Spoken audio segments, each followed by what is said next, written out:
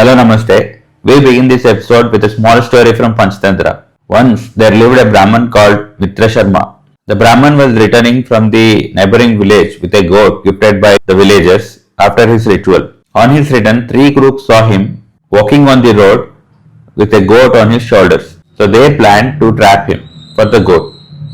They discussed among themselves and they went to the priest one by one. First crook went to the priest and he asked why he was carrying a dog. The priest thought he was mad.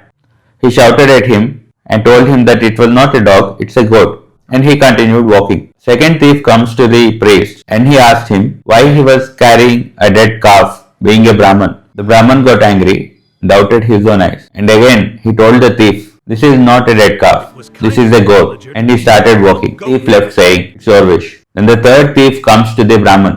Even before coming near the Brahman, he shouted at the Brahman, asking him why he was carrying a donkey on his shoulders. The Brahman immediately was frightened. He flung the goat onto the floor and ran away. The three crooks took the goat and enjoyed it for their dinner. Welcome to the most powerful factory in the world, the factory that makes the narratives, that manufactures what is called the reality.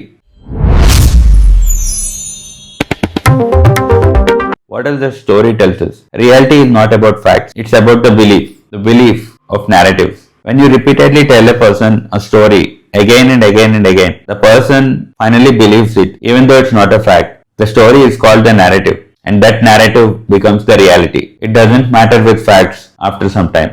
A fact, it's boring. It has no color, no emotion and no villain. So you wouldn't watch it. To turn the facts into an interesting story, there should be a narrative. See, once the fact is processed into a story with a narrative, that becomes the news. The news agencies are the narrative machines. But who decides on the narratives? Someone who is shouting on the screen is just reading a script. The product is from the political control room. Let's take an example of a group of protesting Indian citizens. If the controllers support them, they become patriots. If not, they are branded as anti-nationals. This is not an accident, it's a transaction. Who do you think pays the factories' electricity bills? The lobbying and the political interests. They pay, so they choose the villain. To make sure you swallow the pill, the narrative is sugar-coated with noise. The readers scream because calm logic doesn't get them the television rating points or the TRP points. They doesn't want you to think. They want you to pick a side. This is called the TRP trap. Once the TV is off, the product hits your mobile phone. This is an echo machine. If you click on an angry video and you watch it, the algorithm feeds you 10 more until you believe that the whole world is burning.